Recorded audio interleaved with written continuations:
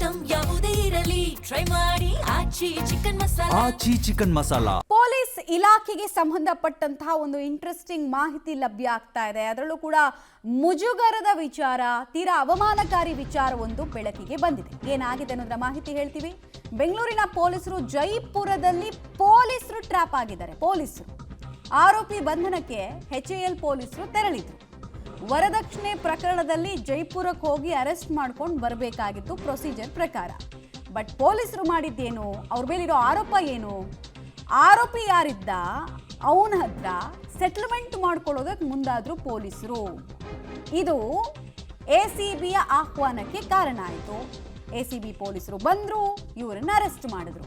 So HAL ಪೊಲೀಸರು ಆರೋಪಿಯನ್ನ ಬಂಧಿಸೋದಕ್ಕೆ ಹೋದವರೇ ಈಗ ಲಂಚಕ್ಕೆ ಬೇಡಿಕೆ ಇಟ್ಟಂತಹ ಪ್ರಕರಣದಲ್ಲಿ ಆರೋಪಿಗಳು ಅನ್ನೋದು ತೀರಾ ಅವಮಾನಕಾರಿ ವಿಚಾರ ಆಗ್ತಾ ಇದೆ.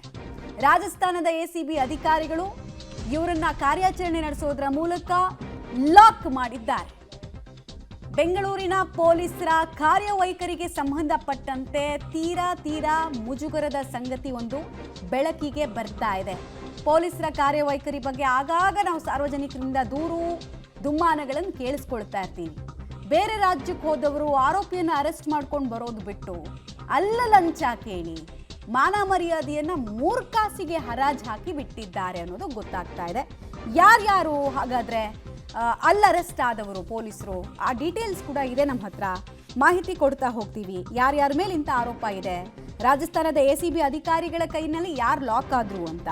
PSI Anita, head constable Uluvappa, constable Yatish trap ಆದಂತಹ ಪೊಲೀಸರು ಎಷ್ಟು ಸಾವಿರಕ್ಕೆ ಲಂಚಕ್ಕೆ ಬೇಡಿಕೆ ಇಟ್ಟಿದ್ರು ಅಂದರೆ 40,000 ರೂಪಾಯಿ ಕೊಡುವಂತ ಸೆಟ್ಲ್ಮೆಂಟ್ ಕೇಳಿದ್ರಂತೆ.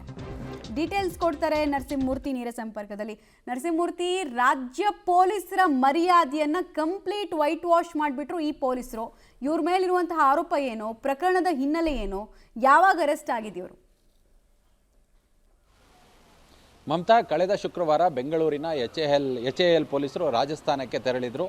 ಒಂದು ಈ ಡೌರಿ ಕೇಸ್ನಲ್ಲಿ ಆರೋಪಿಯನ್ನು ಅರೆಸ್ಟ್ ಮಾಡೋದಕ್ಕೆ ಅಂತೇಳಿ ಹೋದಂತಹ ಸಂದರ್ಭದಲ್ಲಿ ಆರೋಪಿಗೆ ಒಂದಷ್ಟು ಹಣದ ಬೇಡಿಕೆಯನ್ನು ಇಟ್ಟಿದ್ದಾರೆ. 2 ಲಕ್ಷ ಹಣವನ್ನು ಲಂಚಕ್ಕಾಗಿ ಬೇಡಿಕೆಯಾಗಿ ಇಟ್ಟು ಅದಾದ ಬಳಿಕ 40,000 ಹಣವನ್ನು ಪಡೆಯುವಂತಹ ಸಂದರ್ಭದಲ್ಲಿ ರಾಜಸ್ಥಾನದ ACB ಅಧಿಕಾರಿಗಳಿಗೆ ರೆಡ್ ಹ್ಯಾಂಡ್ ಆಗಿ ಸಿಕ್ಕಿಬಿದ್ದಿದ್ದಾರೆ. ಈ ಹಿನ್ನೆಲೆಯಲ್ಲಿ ರಾಜಸ್ಥಾನದ ACB ಅಧಿಕಾರಿಗಳು ಈ HAL ಸಬ್ ಇನ್ಸ್ಪೆಕ್ಟರ್ ಆಗಿದ್ದಂತಹ ಅನಿತಾ, ಹೆಡ್ ಕಾನ್ಸ್ಟೇಬಲ್ ಉಳುವಪ್ಪ ಹಾಗೆ ಕಾನ್ಸ್ಟೇಬಲ್ ಯತೀಶ್, ಈ ಮೂವರನ್ನು ಅರೆಸ್ಟ್ ಮಾಡಿದ್ದಾರೆ. ಮತ್ತು ಅರೆಸ್ಟ್ ಆದಂತಹ ಬಗ್ಗೆ ಬೆಂಗಳೂರಿನ ಪೊಲೀಸರಿಗೆ ಮಾಹಿತಿಯನ್ನು ಕೊಡುವ ಕೆಲಸವನ್ನು ಸಹ ಮಾಡಿದ್ದಾರೆ. ವಿಚಾರ ಏನಂತ ಹೇಳಿದ್ರೆ, ಒಂದು ಡೌರಿ ಕೇಸ್ನಲ್ಲಿ ಇಲ್ಲಿಂದ ಅಲ್ಲಿಗೆ ಹೋಗಿ ಅರೆಸ್ಟ್ ಮಾಡುವಂತಹದ್ದೇನಿತ್ತು, ಅಷ್ಟೊಂದು ನೆಸೆಸಿಟಿ ಇತ್ತಾ? ಡೌರಿ ಕೇಸ್ಗಳಲ್ಲಿ ಅಷ್ಟು ಸುಲಭವಾಗಿ ಅರೆಸ್ಟನ್ನು ಮಾಡೋದಕ್ಕೆ ಬರೋದಿಲ್ಲ. ಕಾರಣ ನೋಟಿಸನ್ನು ಕೊಡಬೇಕು, ವಿಚಾರಣೆಯನ್ನು ನಡೆಸಬೇಕು, ಅದ್ರ ಜೊತೆಗೆ ಗಂಡ ಹೆಂಡತಿ ಕೌನ್ಸಿಲಿಂಗನ್ನು ನಡೆಸಬೇಕು.